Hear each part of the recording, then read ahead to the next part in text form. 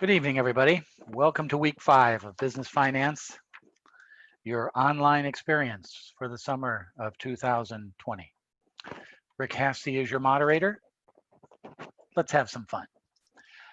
Tonight's class is centering on capital budgeting, the recording of a plan of investment in an asset and the return that that investment will generate into the future, and comparing it to the investment of whether it is a profitable venture, capital budgeting. Every product you see in front of you right now has been decided on building that product through capital budgeting. Your computer, your McDonald's Big Mac, your desk, your chairs, your house, your clothing, anything that it's used as an asset to sell a product or a service, that asset comes under capital budgeting. Is it going to prove profitable? Why should we make the investment if it's going to be a loser? We want to make money. We have to make money because to pay back our investors.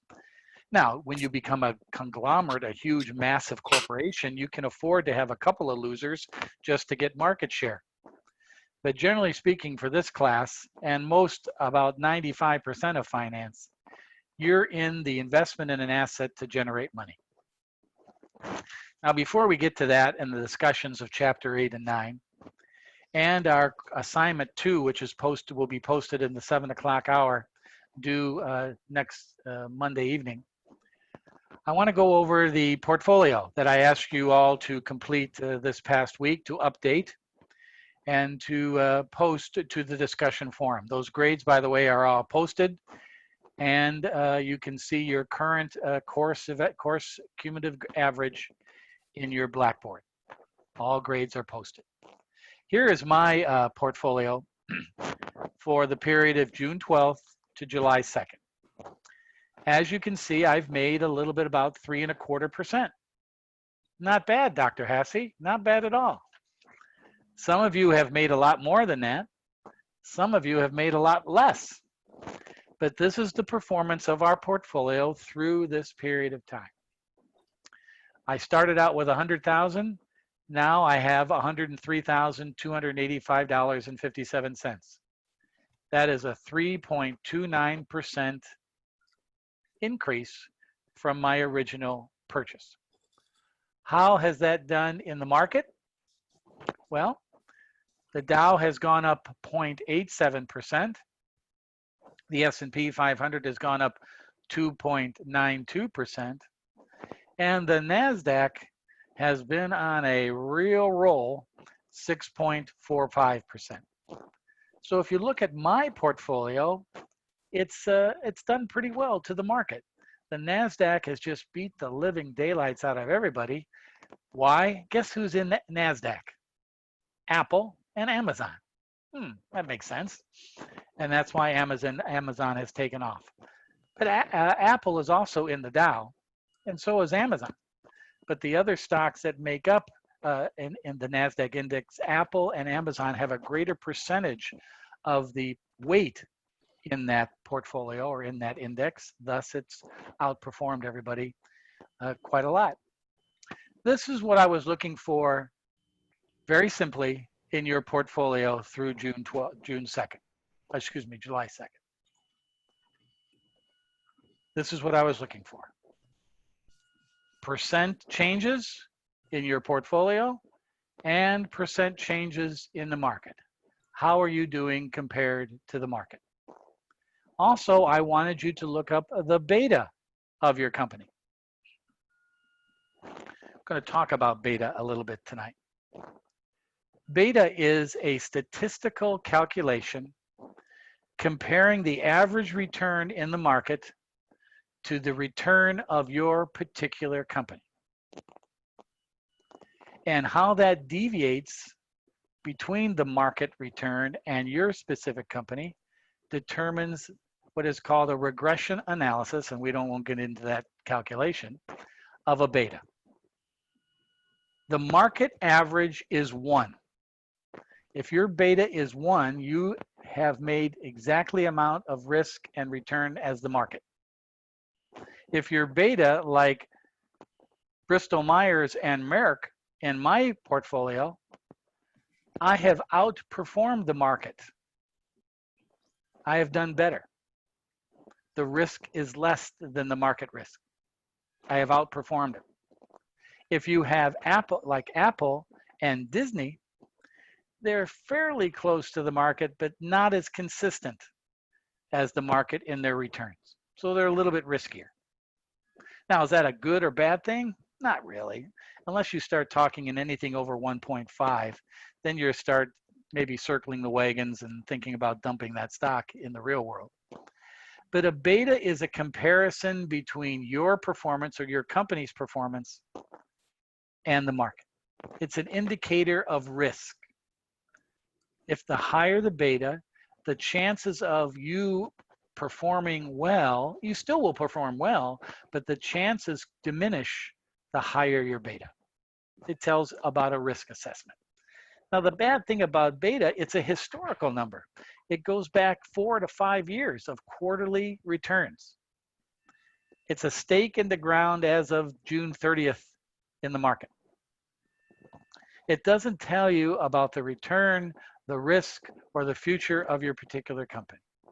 It's just like an accounting financial statement. It's what happened. But it gives you a gauge of a performance in relationship to the market that can be of influence on whether you perform or not. Chief financial officers look at this all the time about your beta versus the market. The higher the beta, the less likely people will be buying or bidding on your stock. It's riskier. I might lose money. The lower the beta, the less risky. Sometimes they call those companies blue chip stocks. You can't go wrong. You're going to make some money. Might not make a huge amount of money, but you're going to make some money. They're called blue chips in the market. So the beta is an indicator besides your actual performance, in my case of $3,285.57. It's an indicator of going back 4 to 5 years of how this company has performed in its return versus the S&P 500 average market return. 2 of my stocks have outperformed. 2 of my stocks, not so well. But Apple's been the big money winner of my portfolio, right? The market many times does not go by the numbers. The market goes by the name, the reputation, the products, the management of the company. Yes, numbers and historical data are important, but many times the market goes with the companies they can rely on of always making money. Yes, Apple's been a little inconsistent over the last couple of years. Big returns, modest returns, not losing money, but up and down. The market or beta looks for consistency. Consistency over many quarters. And that's the representation of that number. So overall, I'm pretty happy with my portfolio of Apple, Bristol Myers, Merck, and Disney. And you're going to have a question on your assignment number 2 this next week about, okay, you've done the analysis last week of your portfolio. You know how much you've made or lost money. You know how it's been related to the market and your performance. Why do you think that is? For example, I have Apple Computer. Why did Apple go up $1,868 in a little bit more than 2-3 weeks? Because Apple has performed and has shown that they have consistent profits this past year. They're producing and have other products in the pipeline going forward into the next year. They're coming out with innovations like additional products in Apple TV. That's why. I want you to take a look at your portfolio over the first 3-4 weeks of our course and maybe pinpoint why you think some of your stocks have gone down and gone up. And I'm not looking for a lot of research and mumbo jumbo analysis. I'm looking for, what do you know about your company and why would it have gone up? Why would it have gone down? Disney has gone down about $800.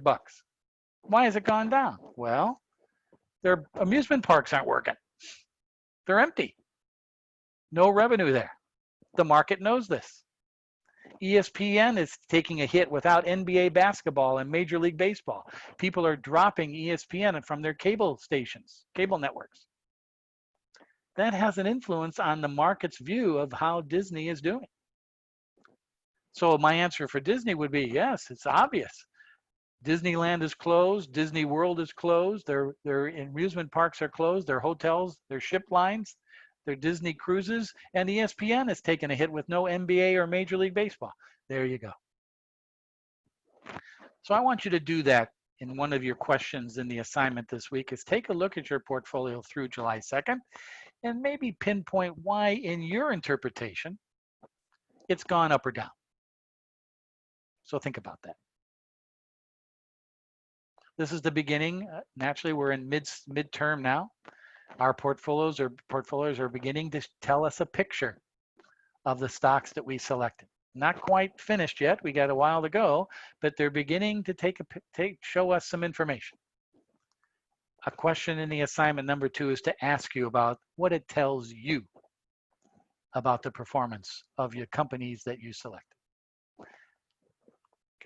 I'm not looking for a long, drawn-out, research-oriented description, just a few paragraphs about each one of your companies and why you think it's gone up or down. Okay, very good.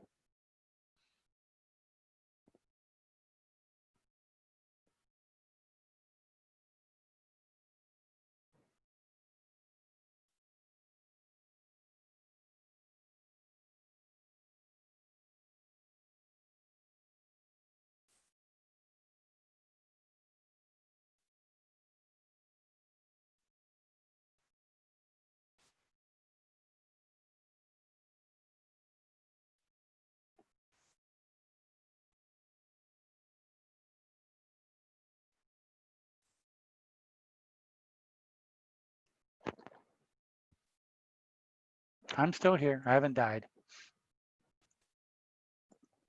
There you go. Tonight we're going to get into it's the 5th week. We're at our halfway point. Tonight we're going to begin to discuss the real meat and potatoes of corporate finance. The analysis called capital budgeting. In the first few weeks of our term, we've discussed financial statements, the time value of money, what is debt, bonds, stock, equity. These are all instruments that tell us history, financial statements, what happened, and tells us where we can get capital financing to fund our business. Now we have to look at where we invest the money. Do we build and open up a new plant in San Dimas? Do we open up a new plant in Mexico? Do we develop a new product and distribute that product in the eastern part of the United States?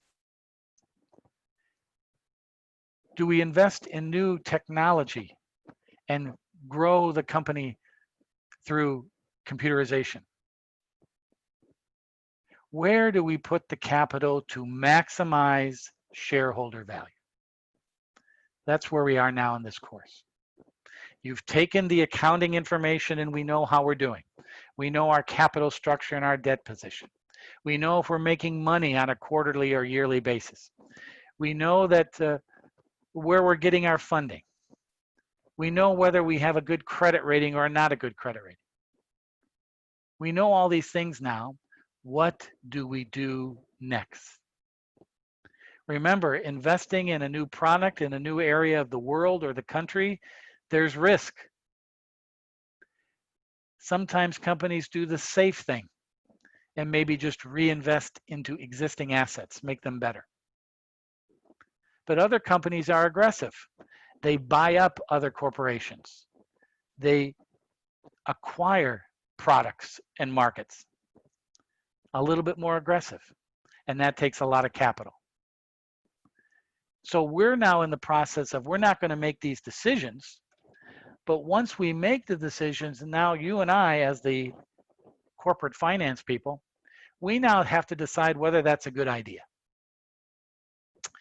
And that's what chapters 8 and 9 are all about. Is it a good idea? And it's called a capital budget analysis. It's these 6 steps. In this class, we're going to do 5 of them, the first 5. We determine on how much the asset is we're investing. We determine the depreciable life of that asset. We determine a cash flow analysis, determining the net income generated on a yearly basis from that asset. Revenues minus expenses. We determine the net cash flow, which is net income plus depreciation, plus or minus working capital, plus disposal or salvage value. Once we determine that net cash flow, then we can do the big 4. Net present value, internal rate of return, profitability index, and payback. These 4 methods were described in the pages I wanted you to read for tonight, pages 239 to 256 in chapter 8. The net income and the net cash flow steps are so happen to be in chapter 9 on pages 274 to 286. But this is what we're going to be studying, this sequence. This risk analysis, you get to wait till graduate school to do that one. We won't do it here. But this is what we're going to be looking at. So what are the definitions of these things? Let's take a look.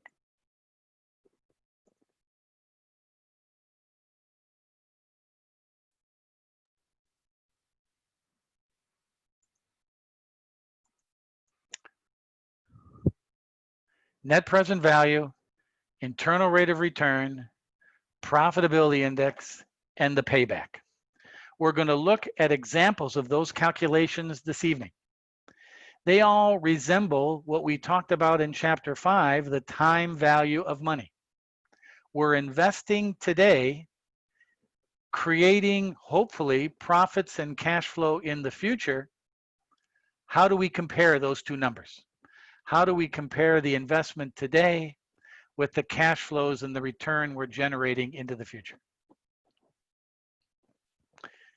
If you want a career in finance, if you want to have some financial background for a job, you have to know this cold. If I ever interviewed somebody in finance, the first thing I would say is, please tell me what capital budgeting is and explain that to me. This is what it is. It's determining the return on an investment. And there's 4 different ways of doing that for the same numbers, for the same analysis. The net present value is the present value of the cash flows minus the initial investment,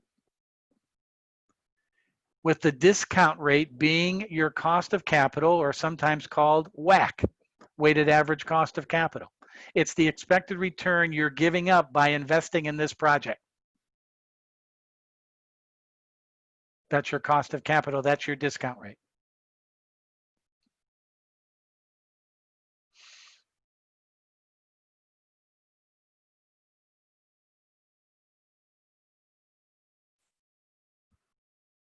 The internal rate of return is a percentage return on an annual basis that you will make of those cash flows into the future. The internal rate of return. We'll show that calculation. Invest in any project offering a rate of return that is higher than the opportunity cost of capital. If Layla comes to me and says, Mr. Hassey, I'm thinking about investing in a project for my company, and my cost of capital is 6%. Okay, Layla, what's your anticipated internal rate of return off this project? She says 5%. Layla, that's a dog with fleas. Stay away from it. Cost of 6%, a return of 5%? You want to invest in a project that's going to have an internal rate of return that's greater than your cost of capital. If not, your investors and your bankers and your stockholders are not going to think very kindly of you of why are you getting an investment that we're losing money on? Not too smart. The internal rate of return is the percentage return of the investment.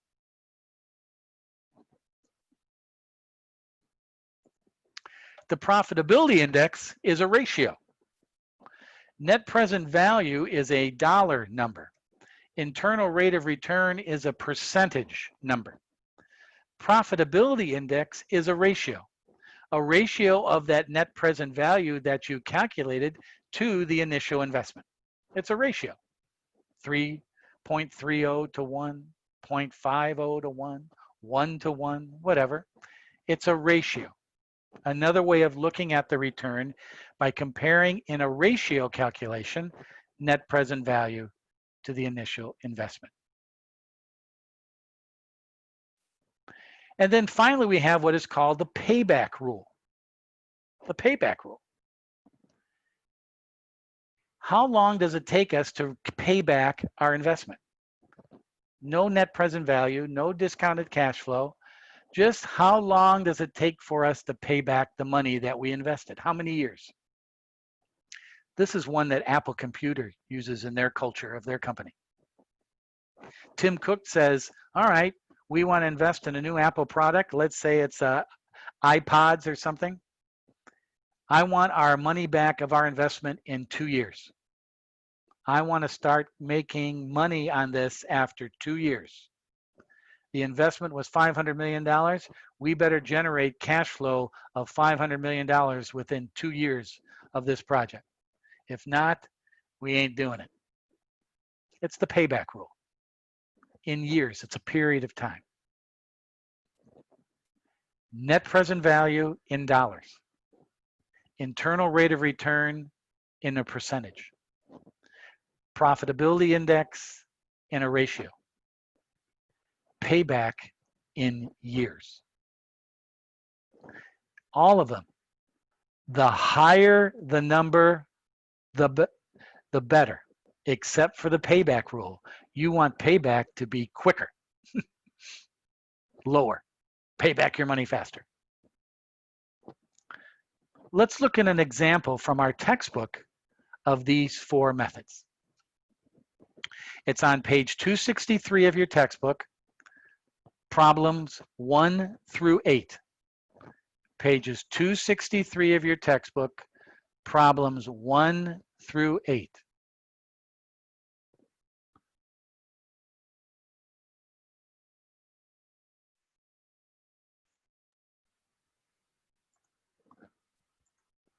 I set up a little spreadsheet for this that we're going to do in class. Now, if you want to see the spreadsheet and download it and follow along with me, if you go to your Blackboard, and you don't have to do that, but if you go to your Blackboard, here's our Blackboard. There's our Blackboard. And go to week 5. Capital Projects is the file folder. And week 5, you see there's the lovely Mr. Hassey taking yesterday of his introducing the class. I hope you guys all watch those. It's short and sweet. Gives you an idea what's going on. There's our class agenda for the night. Always there. There's an introduction to the week right there. There's a nice little video to watch as prep that defines capital budgeting. And there's the PowerPoint and the example of the pages to read right there. And then there's this week's finance fact, a definition of capital budgeting.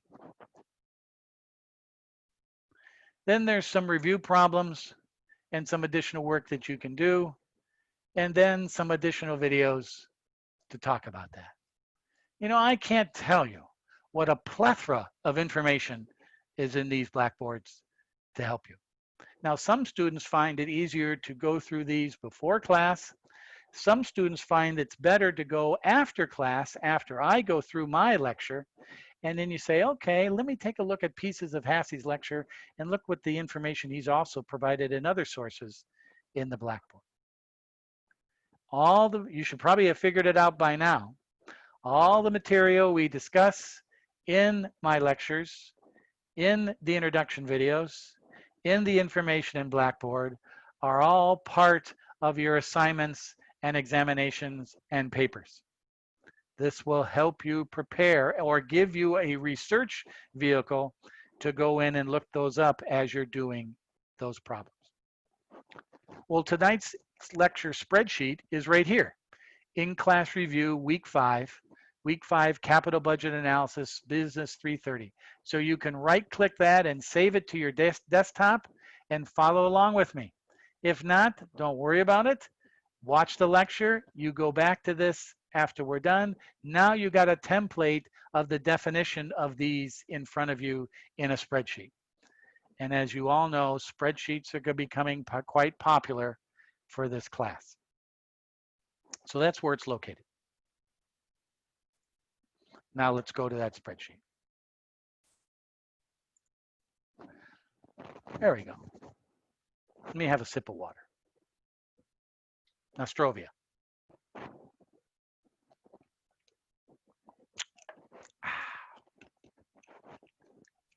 All right.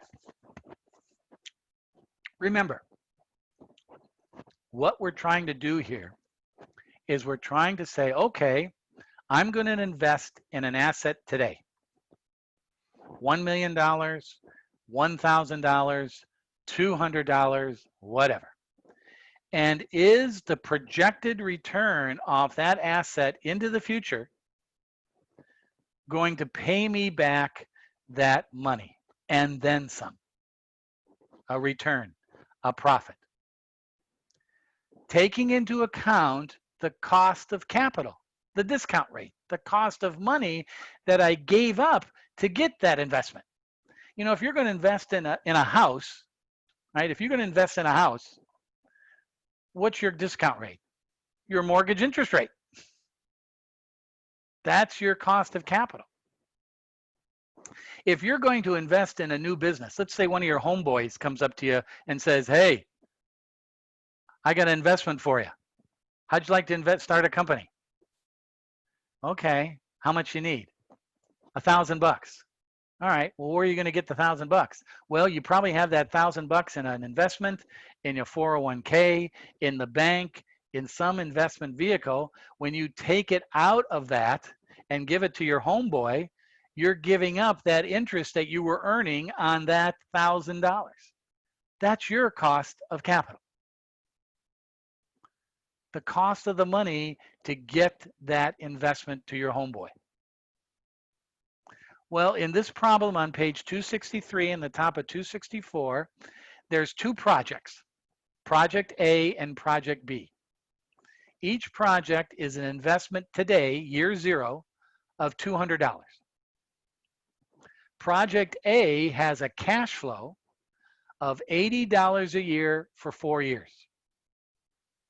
Project B has a cash flow of $100 a year for 3 years. Two totally different projects, two totally different investments, but they each cost $200. That's kind of make it easy for it. So our job is to say, okay, which is the better investment, Project A or Project B? Remember I said in this thing earlier, what is our investment? Well, our investment is $200.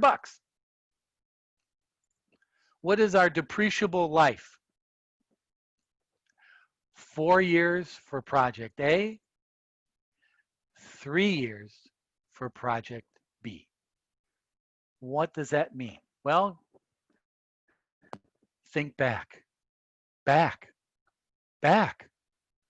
to the days of accounting.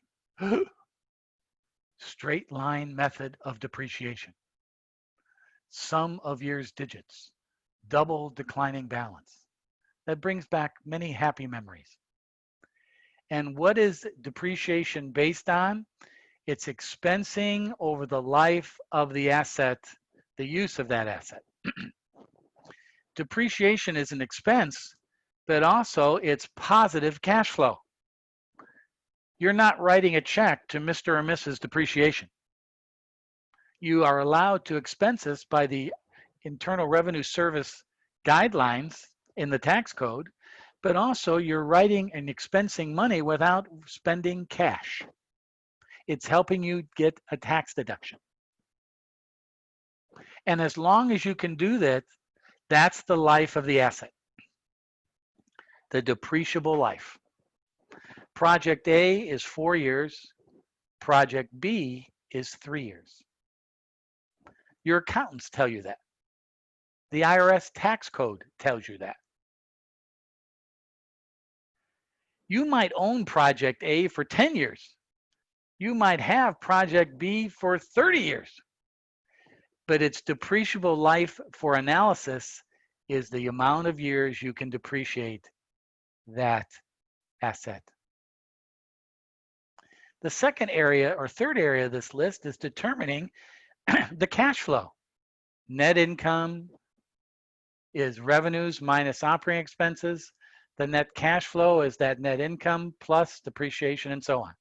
This is what Chapter 9 is all about, these two babies.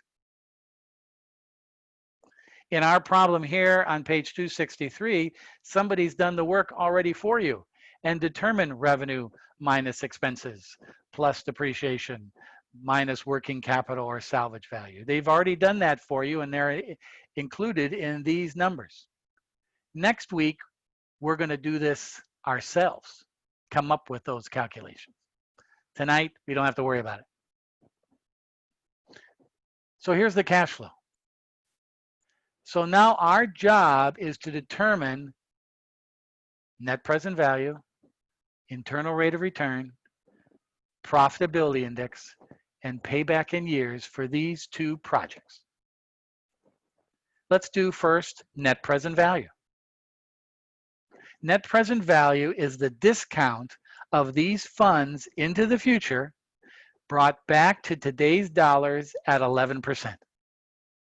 And that is called, right here, discounted cash flow. Watch.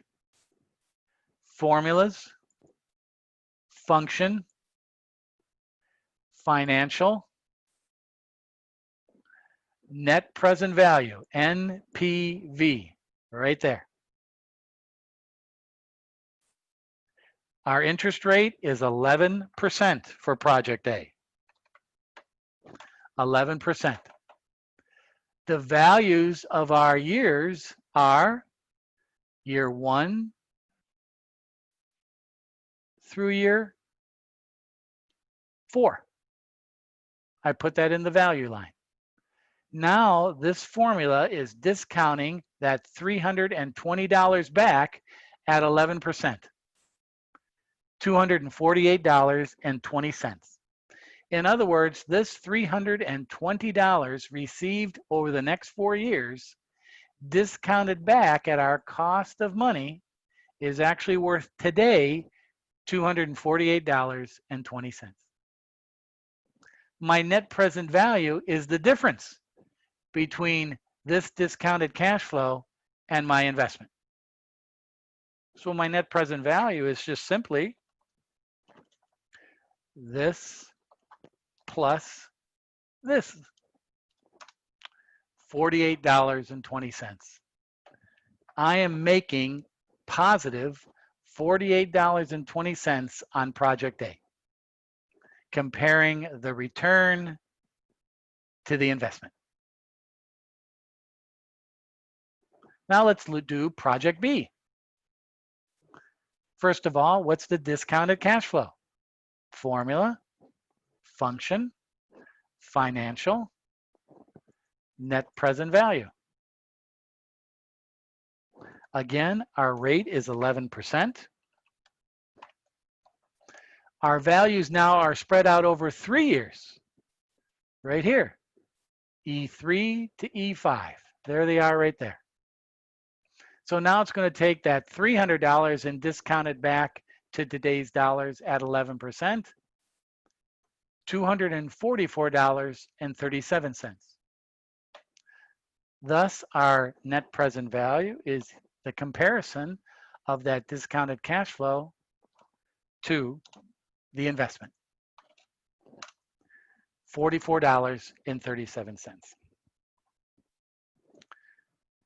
So taking a look at this net present value analysis in dollars of the discounted return compared to the investment of these projects, it looks like project A is the gold medal winner. Project A making $48.20 net present value compared to project B, $44.37.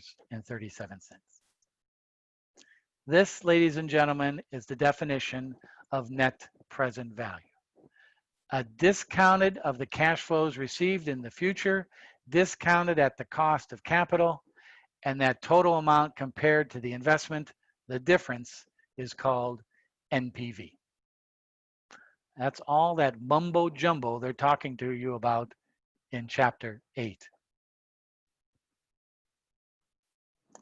Let's take a look at our internal rate of return calculation. The internal rate of return calculation is what is the percent return of this cash flow compared to the investment. The percent return. Formula, function, financial, internal rate of return, IRR. There it is right there. This is an easy one. You don't have to give an interest rate because you want to calculate the interest rate. All you do is you take the numbers from your initial investment right through to the end of the investment. So you include year 0 here, and you get, let's always go to the second decimal point. That's something I wanted to talk to you guys about. Whenever you're doing dollars and percentages in this class, including your portfolios, you go to 2 decimal points.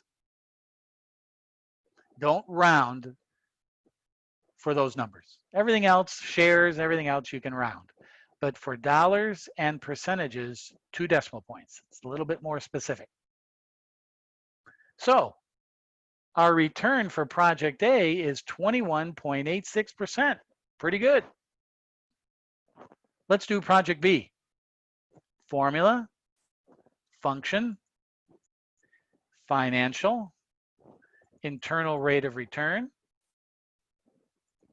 and paint from year 0 to year 3, the end of the project. Hit OK. Go to the second decimal point. Whoa, look at that. 23.38%. In this problem, project B has a greater return than project A. Whereas project A is generating more money than project B. Can anyone out there in internet land explain that to me? Why is project A generating more money and project B has a greater percentage return? Can anyone explain that phenomenon out there in business finance land? Erica, go. Is it because we're using the discounted rate in the NPV? No. Nope. Nope, that's not the answer. Anybody else? Good point, but no. Me, can I try? Anita, go ahead. Is it because it's only 3 years instead of 4? Anita, right on. That's exactly right. You're getting the money quicker in project B. You're getting more money, $20 more, but you're getting it quicker. Thus, the return is greater. That return is in 3 years compared to 4 years for project A. Very good, Anita. Thank you. Okay, Kathy, I'll go over that in just a minute, okay? Thank you. So Anita was right. Yes, in Project A, we're generating a greater dollar return because we're generating $320 compared to $300 here. But because we're getting those $300 in 3 years instead of $320 in 4 years, our return is higher. An interesting dilemma. Do you want the cash or do you want the money quicker? That's why you go to MBA school and you put in the position to sort that all out. All right? That's one of the big cases in MBA study. So Kathy Campbell wanted to go over the internal rate of return again, and I'll do that. Okay. First of all, the internal rate of return is taking the entire years, 0 through, in this case, 4, 0 through 3, and taking those into a formula that compares the investment versus the return and puts that into a percentage. So for Project A, I would go to Formula, Function, and the function is financial, and the financial logarithm or calculation is internal rate of return, IRR. There it is right there. And then all I do is tell the function I'm going to paint from year 0 to year 4. Oops, sorry. Going to paint from year 0 to year 4. And then all I have to do is hit equal, okay. And it gives me my percentage. And then per Mr. Hassey's sick little demented mind, I want to go that two decimal points and I get 21.86%.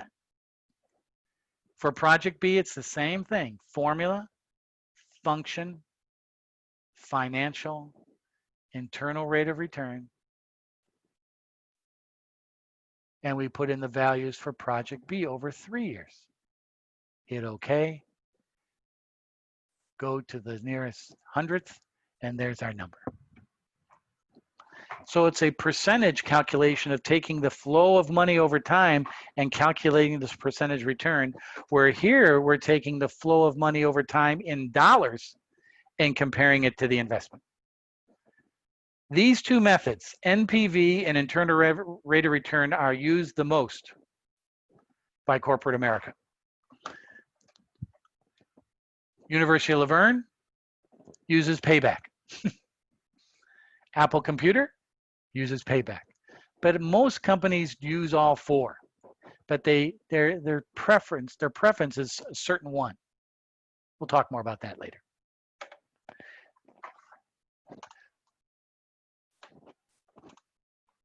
Okay, let's look at the profitability index. Remember, the profitability index is the net present value as a ratio to the investment. The net present value as a ratio to the investment. So I'm going to convert this investment by putting a negative number in front of it so it can be a positive answer. So watch.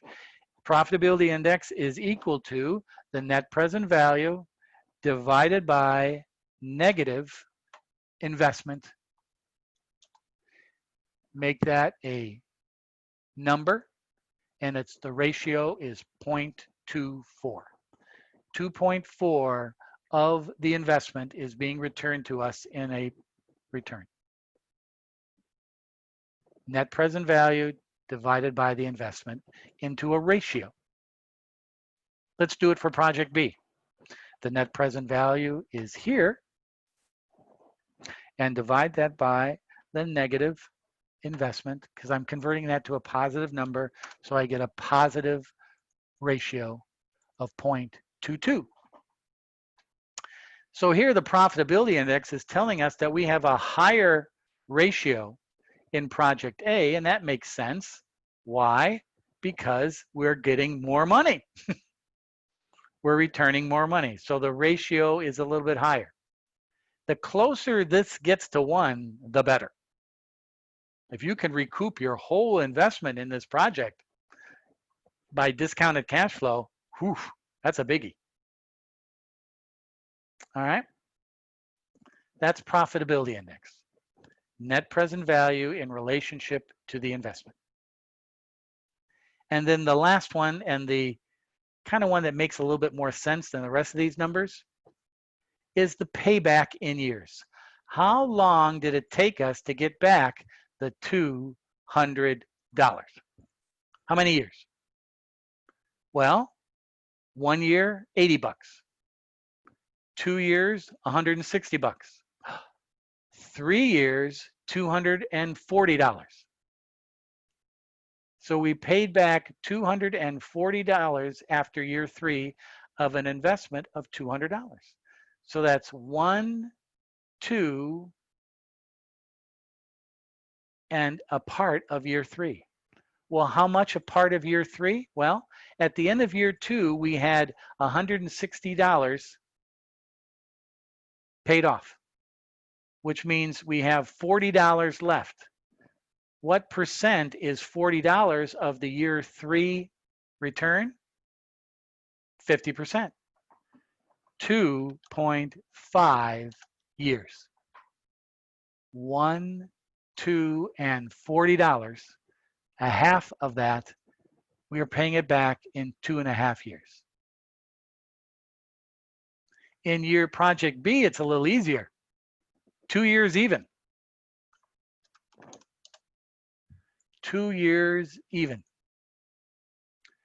Again, just like internal rate of return, project B is the better one here because we're getting our money quicker. We're getting more dollars here in A, thus the present value and the profitability index is the better ones.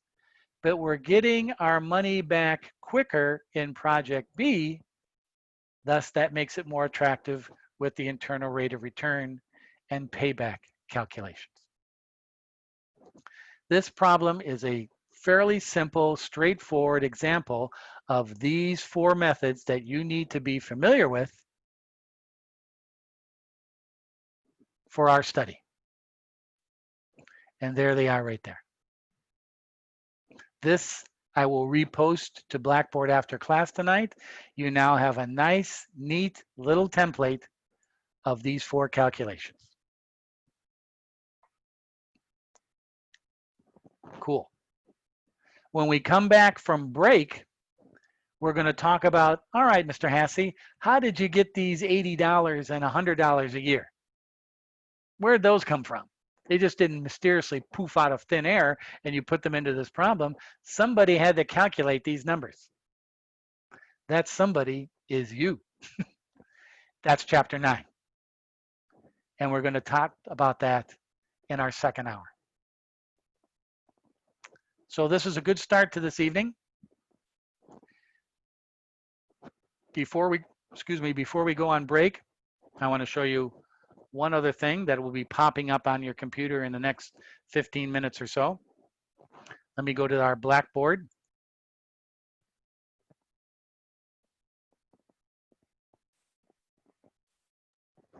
Here's our business finance, and I'm going to turn this off now. This is the student view, so I'm going to turn this off so you can see my view, which is not that big of a deal. If you go to assignments and examinations after the 7 o'clock hour, you will see assignment number 2, the present and future value of capital. I've given you both PDF and Word doc formats, and you are to answer these questions and post by next Monday evening at midnight, July 13th. This is assignment number 2. Remember, assignments are practice for the major big final examination. This assignment is worth 10 percentage points. And here's what it looks like here.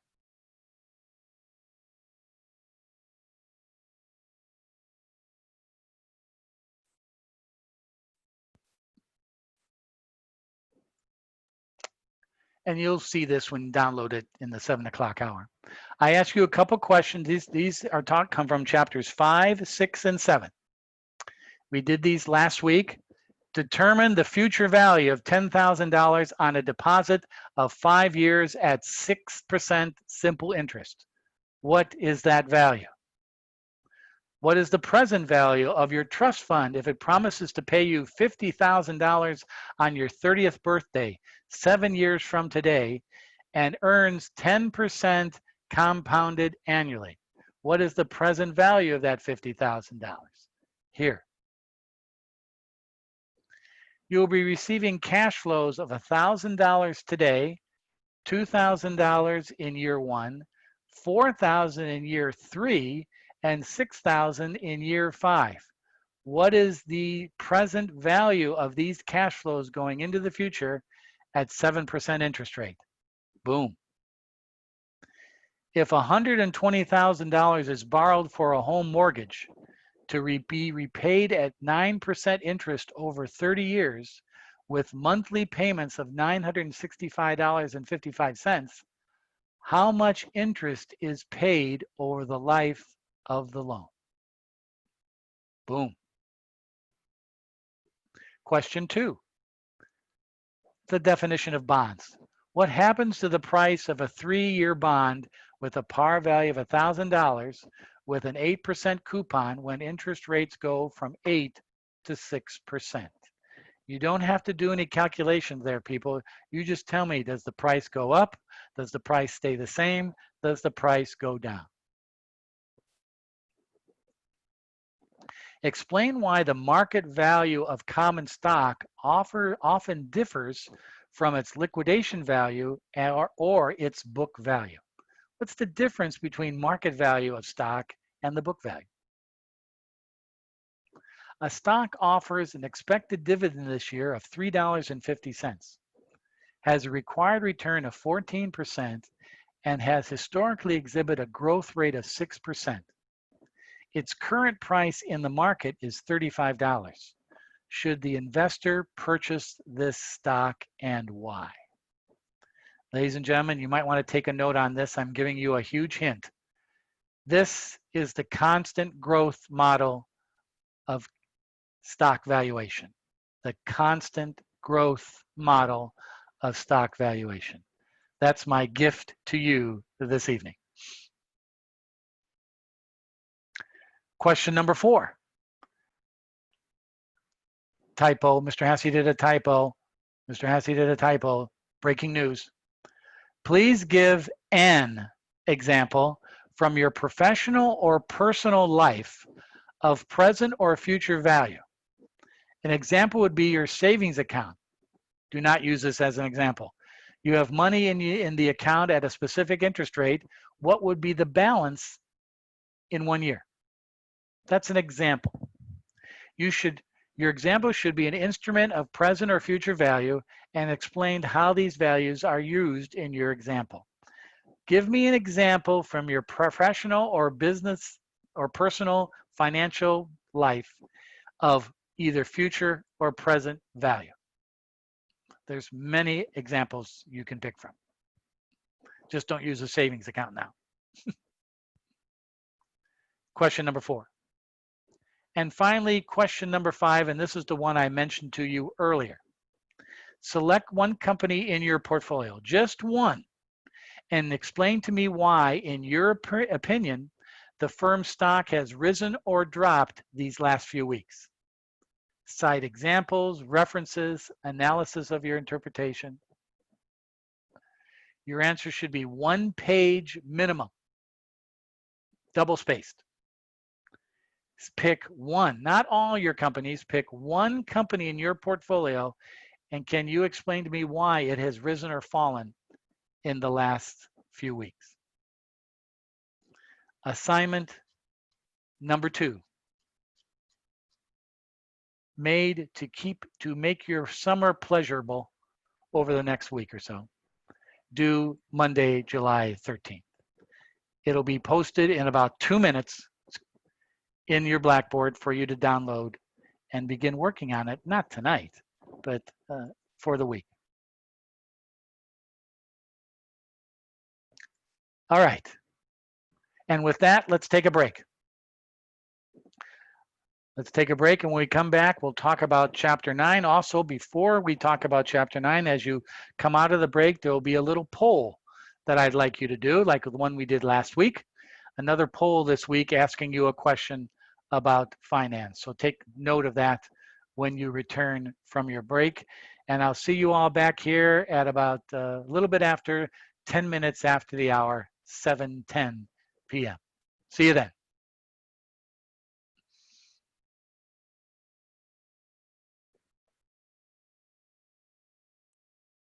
Okay, so we're back. Let's take a look at some of the parameters. Before we go any further, let me just bring up this. This is our spreadsheet again that I posted to week 5 Blackboard that some of you might have already downloaded. Remember, this is our steps that we're looking at. We've already done this right here in chapter 8.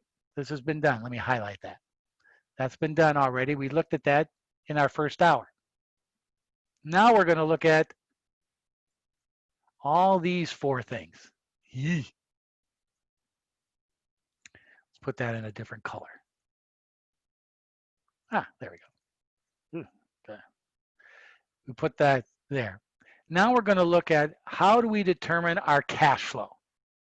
How do we come up with the $80 here? How did we come up with the $100 here in the problem we did earlier? All right. And this is what chapter 9 is all about. So let's take a look at some of the key points of that. And then we're going to take a look at a problem where we're asked to determine this cash flow. This little cool little spreadsheet here. Here's another helpful hint for this evening. Your award for putting up with my nonsense every Tuesday night. This is a perfect template for assignment number 3, for the final examination, and for your case paper. This little doodad right here is a perfect template for that. Treat this like gold in your saved files for this class. This will save you and help you going forward in this class. Another helpful hint for tonight's class. All right, let's take a look at this.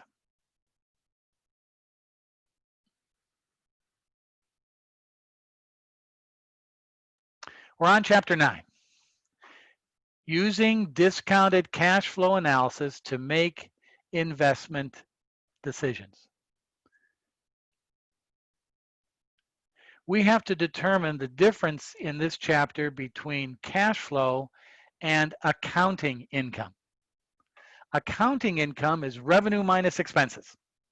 Expenses being wages, variable costs, fixed costs, depreciation, and taxes. Take all those expenses, you come up with your net income. But what we're talking about in chapter 9 is cash flow. Okay? Cash flow is net income plus additional items to determine cash flow. Adding back in certain cash events to accounting net income. Example, a project costs $2,000. It's expected to last 2 years, producing cash income of $1,500 and $500 respectively. The cost of the project can be depreciated at $1,000 per year, given a 10% required return. Compare the NPV using cash flow and the NPV using accounting income. All right. Compare the NPV if we're going to use cash flow, which we're going to use in this class, and compare that to accounting income.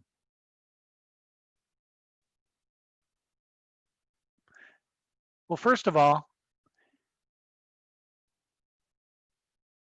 accounting income is only $500 a year because we take out depreciation, right? Here we're including depreciation to come up with $1,500 and $500 of cash flow, which is accounting income plus depreciation. And we get an NPV of $223.14 negative.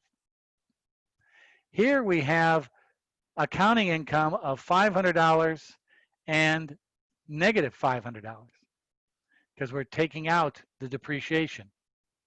We get an NPV of positive $41.32. What is the more accurate one? This one. Because cash inflow includes net income plus depreciation added back in. Accounting income, we made $500, but we take in, add back the depreciation, we made $1,500. Accounting income in year 2, we lost $500. We add back in the $1,000, we're making $500. We take into account of that, we're making more money because we're taking into account the cash flow of depreciation. So accounting cash flow is net income plus or minus the other costs and cash costs associated with the project. And those are working capital, salvage value, and depreciation. Also, we have to include something that a lot of you probably are familiar with, inflation. If we're going out into the future, we have to take into account the change of dollar values into the future. We have to take into account inflation.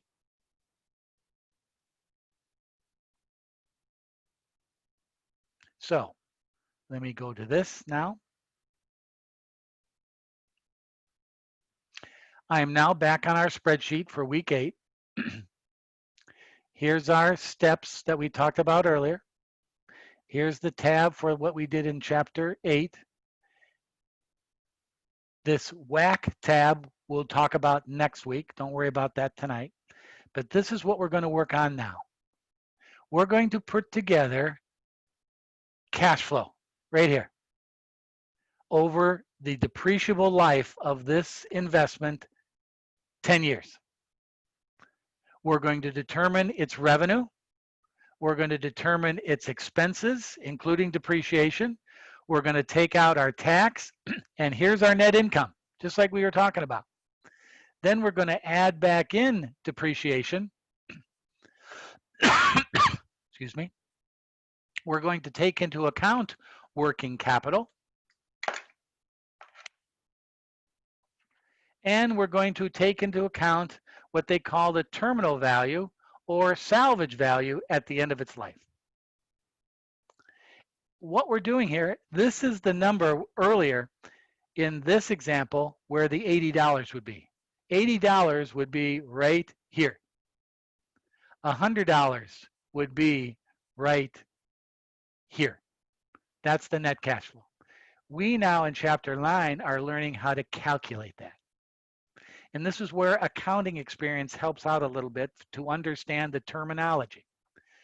But this template is your example of this. And this is, treat this like this is a valuable commodity here. Here are the details of the project. And every project you're given, the details. This is talked about on pages 274 to 286 in chapter 9. And we just did these from pages 239 to 256 in chapter 8, which are these calculations we just did. We're going to put together the cash flow for this project. And then I'm going to ask you in the next week for practice, not for a grade, is determine the NPV, IRR, and profitability index in payback in years for this project as practice. See if you can do that. The cost or the discount rate in this problem is right here, 8.83%. So remember, we're trying to determine these things here. What's the asset investment? What's the depreciable life? What's the net income? And what's the net cash flow? Then we do our return analysis. So let's start. Now I have pre-programmed this template with a lot of things. So as things fire up, don't get anybody go, what the hell's going on here? I'll explain it to you, but this is a template of a capital budgeting analysis. First of all, notice here, we're investing in equipment $1 million. So I type in $1 million. That's our investment. Okay. Our sales in year 1, it says here, well, let's go right down the line. Let's do this, make it easier. The salvage value in year 10 is $50,000. All right. So they already tell us now that we have 10 years of life. Notice I have 10 years of life here. And our salvage value, if you remember from your accounting days, that's like scrap value. This textbook likes to use the phrase terminal value. It's the ending value after you beat the hell out of the equipment for 10 years. And so the salvage value right here is $50,000. That's what we're getting in the 10th year. We're depreciating this project straight line over 10 years. So it's a 10-year project, $1 million, so we're going to depreciate $100,000 a year. Boom, look at that. Whoa, hey, whoa, wow. How exciting. So now we've expensed the depreciation in the project. And notice what I'm doing down here. The depreciation is automatically added back in after net income to be part of the cash flow. Just like what we saw there on that slide in chapter 9, we're adding back in the depreciation. But one of the things to note here is, oh, Mr. Hassey, we're fully depreciating the $1 million investment in asset. That means this salvage value in year 10, $50,000, is a gain. We fully expensed the asset over time. Thus, this additional $50,000 for the disposal of that equipment would be considered a gain on the disposal. That means we have to pay tax on this $50,000 in year 10. So I have to convert this $50,000 and take out the tax. What is my tax rate? 30%. So now I'm going to change this $50 by doing this formula. Equals 50,000 times, parentheses, 1 minus the tax rate. And the tax rate is 30%. That's 0.30. So now I'm taking out, because this is considered a gain, I got to pay tax on that gain, 30%. That means I get to keep 70%. So I hit OK or hit enter, and there's $35,000. I've taken out the tax, 30% of 50,000, which is $15,000. I've taken that out, and now I get a gain after taxes of cash flow of $35,000 in year 10. An important thing, because this is where I'm going to get you on some exams and some assignments. Make sure you account, if you fully depreciated the asset, the salvage value, the terminal value, is a gain that has to be taxed in the final year. Okay. Now, question.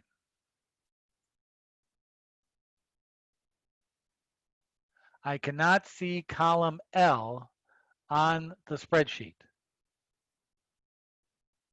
Column L. Here's column L right here. It's right in the middle of the spreadsheet. I don't understand. Erica, can you see column L? Question again.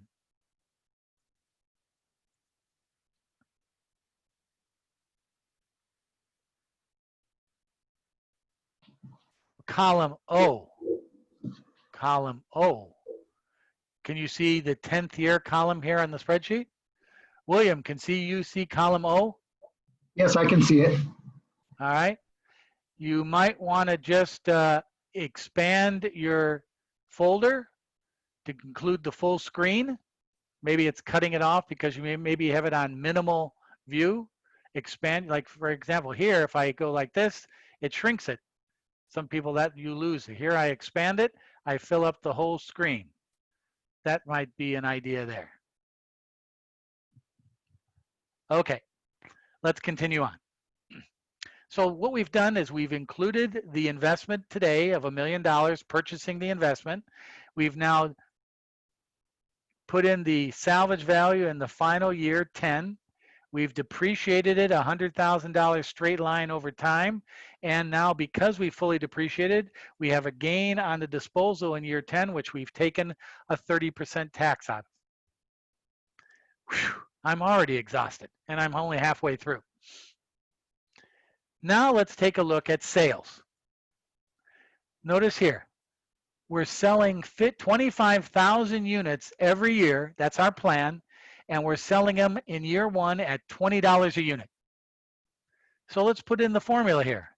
Equals the cell B8, 25,000 times the cell B9, the $20 a unit.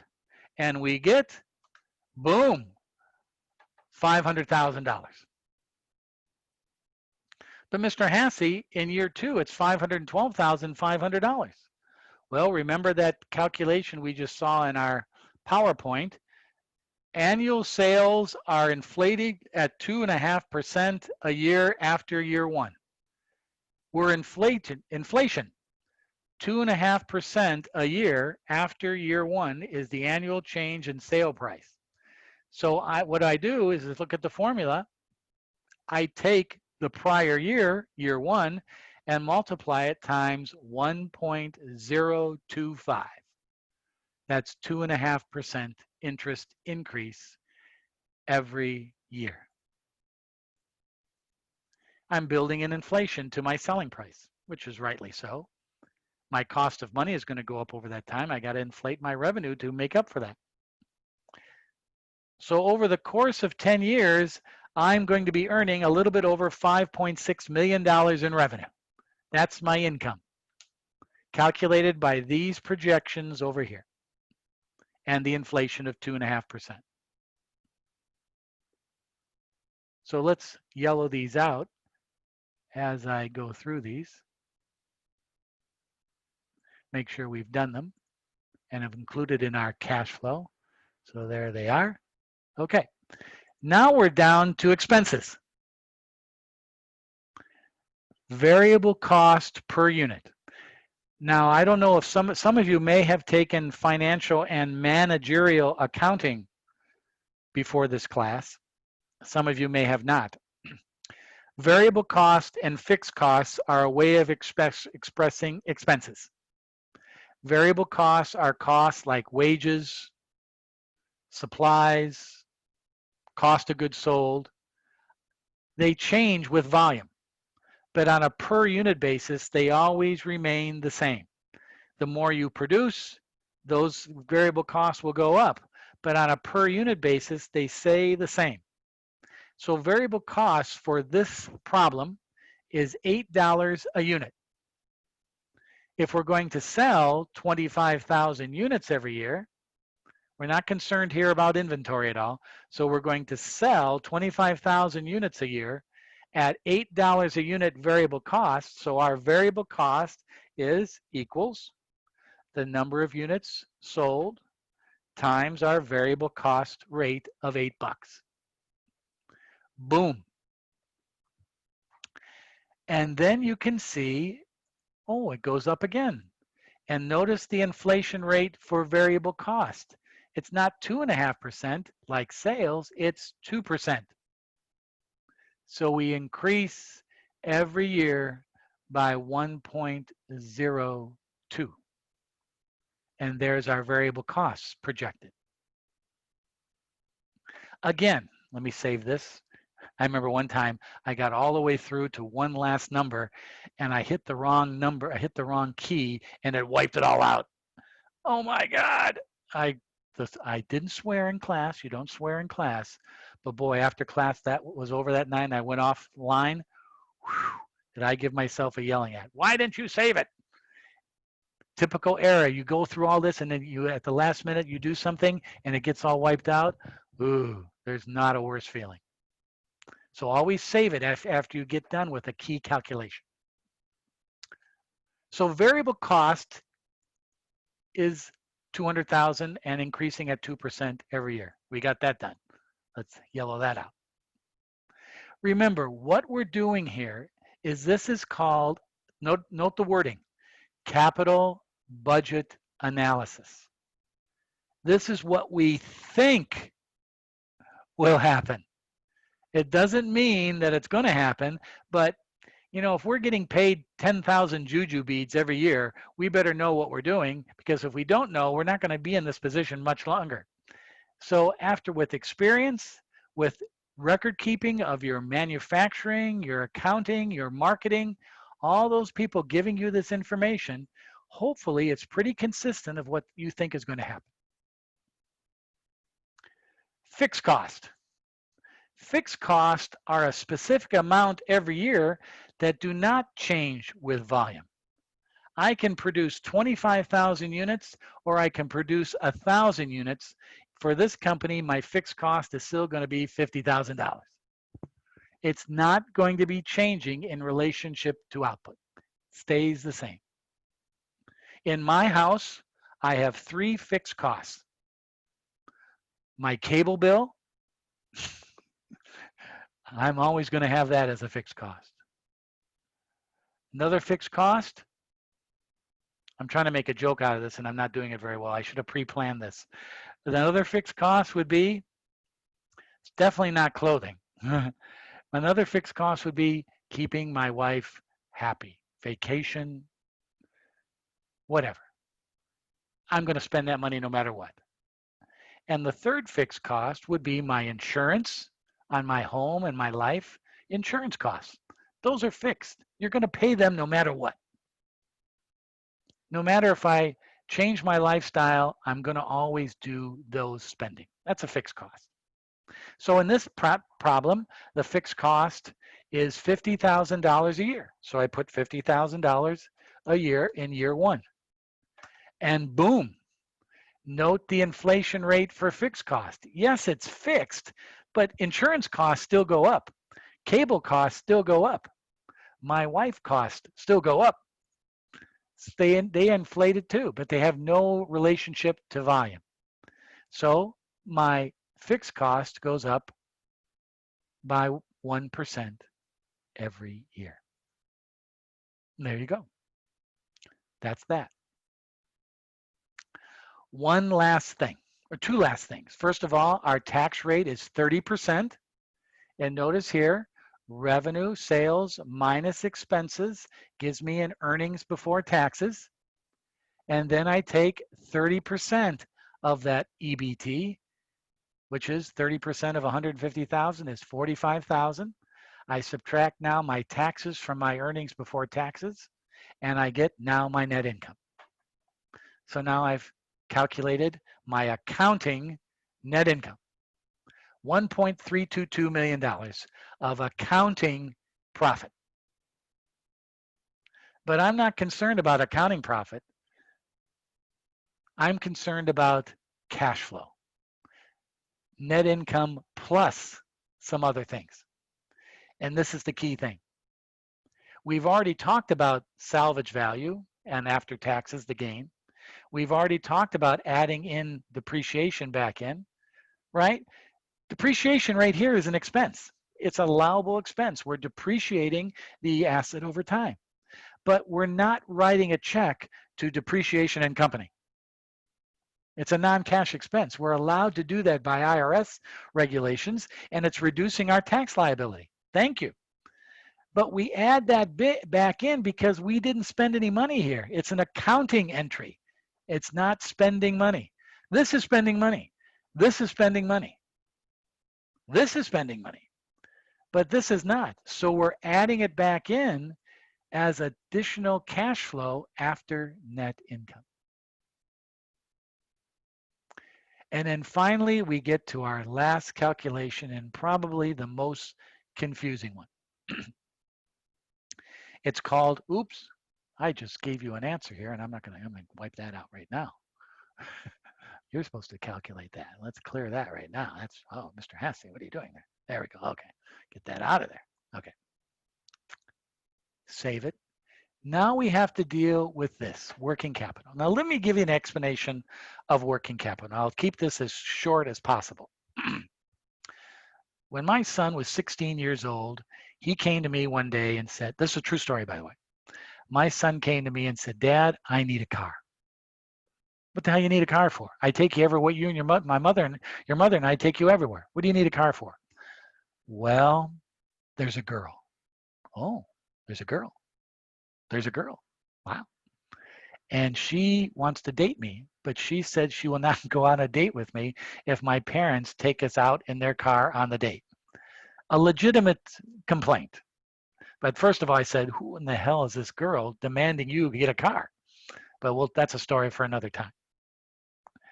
So my son, I said, okay, yeah, you're right. We should get you a car. How much money you got, son? I got $100. Ooh, we're going to get a fancy car, aren't we? I'll tell you what I'll do, son. I'll lend you the money for a car, and you can pay me back if you get a job, and you must get a job, because you're going to need to get a job for working capital. He looked at me like, uh-oh, here comes another Dad Hassey finance explanation of how to run my life. But I said, son, I'll pay for the car. You can pay me back whenever. By the way, he still hasn't paid me back, by the way. But be that as it may, I'll buy the car, but you have to get a job for working capital. And he said, what do you mean by working capital? I said, well, you got to get gas, don't you? I'm not going to pay for gas. You got to get gas. You got to get oil. You got to get maintenance. You got to get insurance. You got to get registration. Son, I'll buy the asset. You have to pay for working capital. He looked at me and like he didn't know, still have a clue what was going on. He said, okay. So I said, okay, I got $5,000. I'll give you to buy a car. So off we went, bought the car. And there's a whole nother story on what car we ended up getting, but that's another story. So we ended up buying a Mustang. Bring the car home. It's an old Mustang, very old, but it's in good shape. And I knew the car dealer. It's in Glendora. Collie Ford, by the way. If you ever want a good Ford, go to Collie Ford. Tell him Professor Hassey sent you. You'll get a good deal. I play golf with the owner. I used to do his taxes, not anymore. He makes a lot of money. All right, be that as it may. So we bought a $5,000 Mustang. He's driving it home. We pull into the driveway. The neighbors all come out. Wow, look at this. Danny's got a car. Dan's got a car. Family comes out. Everybody's hugging and kissing. He parks the car in the driveway. There he goes. He's got a car. 3 hours later, he comes downstairs to my den and says, Dad, can you lend me $50? What the hell are you talking about? Can you lend me $50? What do you need $50 for? Well, Sally wants to go out on a date. I got the car now. She wants to go out. We want to go, I don't know where they want to do. All right. I go, son, read my lips. I just spent $5,000, of which you probably will never pay back, which I was exactly right. $5,000. And I said to you, if you want to use the car, you got to come up with working capital. Yeah, all right, Dad, I want to use the car. Can I just borrow an additional $50? No, I'm sorry. You got to get a friggin' job to pay for that. So you can go on a date with Sally, so you can put gasoline in the car, so you can make the car run. That's exactly what this $1 million here. $1 million is the car. The working capital is the money needed to make that asset run. Working capital. He still didn't get it. He goes flying upstairs. Mom, Dad won't lend me $50 to go on a date. Listen to your father. He's right. You got to get working capital. All right, now I'll make the story go quicker, because I've already explained the nature of working capital to you guys. The car sat in our driveway for 3 months. He kept coming every night. Dad, I'm going to lose her. I got to borrow money.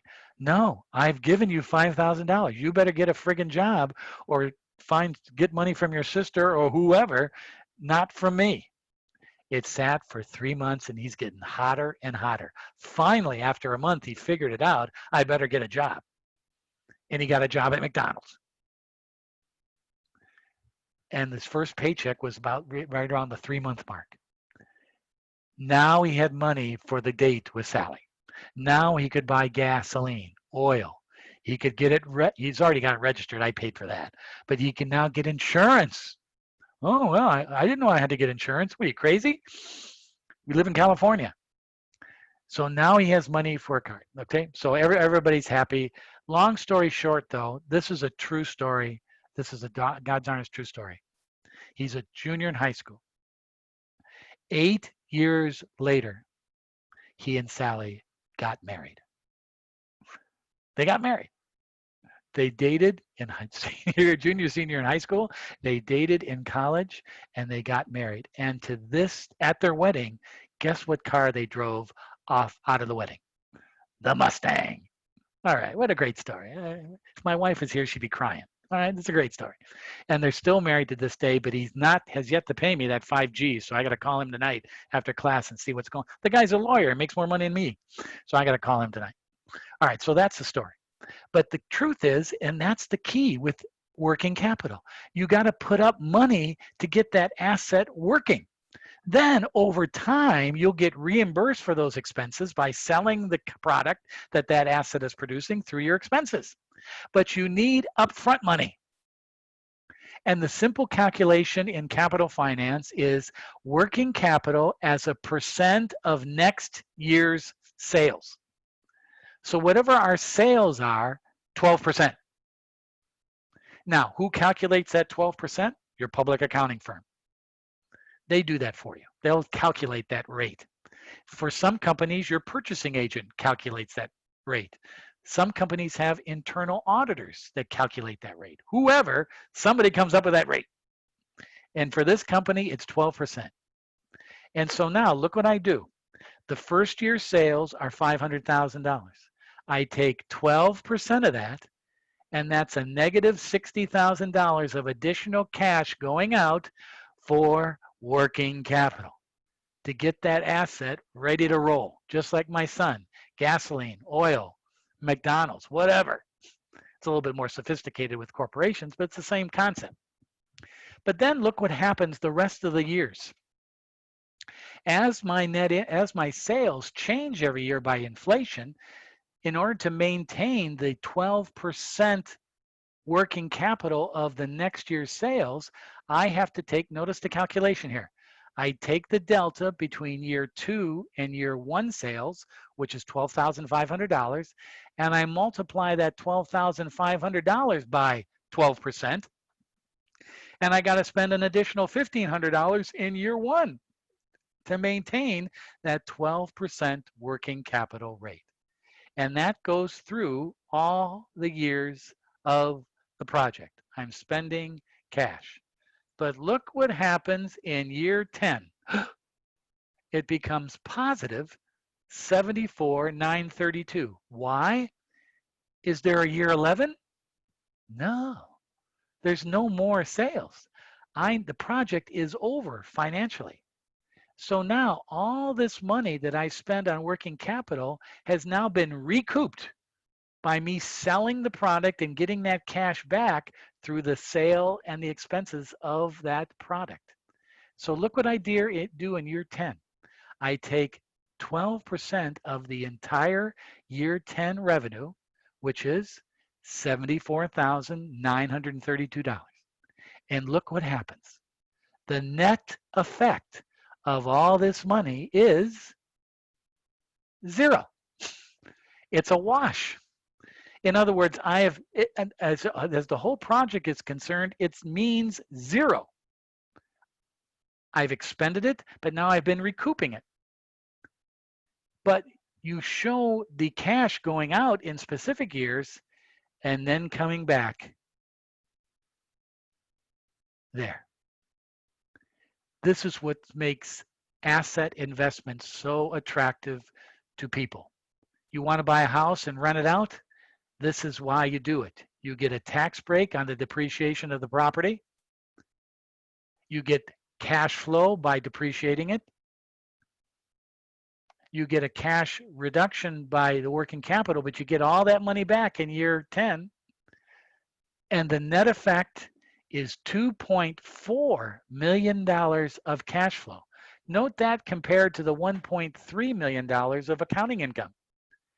This is our cash flow now. This is the $80 and the $100 from this here. We have now calculated this for every year based on revenue, inflated expenses, inflated after year one, tax rate, adding back in depreciation, taking into account working capital, and going through the process. And in year 10, there's a lot of stuff going on. There's the salvage value after tax. There's the adding back in of the working capital to zero it out. And we now have $2.4 million of actual cash flow generated from this investment of $1,060,000. Ladies and gentlemen, Madame and Messieurs, some poor person does this on a daily basis every day throughout our economy. For every company, there's financial analysis people that do this all the time to measure the cash flow generated by an investment. This is our accounting profit. This is our true cash flow profit. That's the number you want. So, ladies and gentlemen, I have a little task for you. I'm now saving this. I'm going to repost it back to week 5 file folder, and you'll see it there. What I would like you to do right now for the next 10 minutes is to tell me what is the discounted cash flow, what is the NPV, what is the IRR, what is the profitability index, and what is the payback for this project over the 10-year life. Do exactly what we did here, but do it for this specific project. See if you can do that. Now, if you don't have a computer or you didn't do this, don't worry about it. Let's do a show of hands here. Let's bring this back up here. Who can do this problem right now? Use your little hand indicator use your little hand. If you can do a thumbs up, do a thumbs up if you can do this right now. Erica, you can do it? Because if not as many can do it, I'll have you do that over the next week then. Erica can do it. William, you can't. Edith can't. Ashley can't. Vince can't. Elliot, Anita, Kathy, Candace, Christine, Maria, Ben, Dustin, Layla, Miss Rubio, and Ben. All right. Only one. That's no big deal. I know you guys, you've had enough of me already tonight. You don't want any more of this. Yeah, I don't blame you. I don't blame you. You know, hearing about stupid, dopey stories about my family is the last thing you want to hear about. Okay. But it served a good analysis. It was a good point. So what I would like you guys to do is I would like you to take this spreadsheet that I'm posting to Blackboard after class, and if you could calculate, you first of all got to calculate the discounted cash flow, taking this back at 8.83%. Then calculate the internal rate of return, taking into account year 0 in your analysis through year 10. Then taking profitability index by comparing a ratio, the NPV to the investment. And then determine how long does it take us to pay this sucker back, how many years to pay back the $1,060,000 in the payback in years. Your example is what we did in problems 1 through 8 in chapter 8. See if you can do it. Now next week, we're going to do in class, you're going to come up with these numbers. Tonight, I kind of helped you, but this is your template. But tonight, and for next week, and maybe by the weekend, I'll put up my calculations and you can compare it. Maybe I'll put them in the discussion forum and then you can compare it. So I would like you guys to try, see if you could calculate that. If you can calculate that, you're moving forward at a good pace. This is not for a grade, so if you don't want to do it, don't do it. Fair enough? Fair enough. But ladies and gentlemen, over the next 5 weeks or 4 weeks of this class, we're going to be spending a lot of time on this baby. Assignment 3 and your capital budgeting case are this problem right here. It's huge. It is huge. Okay. So sit on it this week, see if you can calculate it, and we'll talk about it more next week. But you do have assignment number 2 that's now posted in your Blackboard, ready to roll. There it is right there, ready to go, ready to download and answer those questions and post by next Monday night. We have we have on Thursday our office hours. If any of you have any issues or questions about that, and I know the office hours cut into many of your work days, so you can go ahead and email me and or ask me questions or make an appointment over the weekend if you want to talk about any of this stuff. All right. But now we're getting into the meat and potatoes of corporate finance, the actual determination of value and return for an investment into an asset. This is good stuff. Well, you probably don't think so, but you'll find out down the road it's good stuff to have. All right, let's go around the room and make sure we all are comfortable. And anybody have any questions for this evening? Anybody have any questions of me this evening? They can also be questions about whether you should place a bet at Santa Anita. I have some networking there at Santa Anita. If any of you don't want a good horse to bet on, you might want to ask me a question about that. Anybody like English Premier League soccer? I'm specifically a Man City fan, but if you if you want any action on those, I'd be happy to help you out, giving you some details about any in Premier League. Forget about baseball, NBA, and NHL. They ain't gonna play. Trust me, it ain't happening. Trust me, it ain't happening. Yeah, they're gonna tell you all this nonsense. 2 weeks? I don't think so. Okay. No questions? Then I bid adieu. Thank you for your attention. Covered a lot of material tonight. Good class. Again, I have recorded it, and I will post this tomorrow morning to Blackboard and our YouTube site so you can review it. Take a look at that spreadsheet. See if it makes sense to you. Take a look at it in addition to doing your assignment 2 work. Some of you have yet to post your portfolio. If you want to get some credit for that, try to do that in the next 24 or 48 hours, and I'll give you some credit for doing your portfolio. And I won't mention any names, but I'm looking at one right now. But you don't know what I'm looking at, so okay. Thanks, guys. Be well. Take care of yourselves and your families, and we'll see you next Tuesday night. Thanks, Professor. Take care. Adios.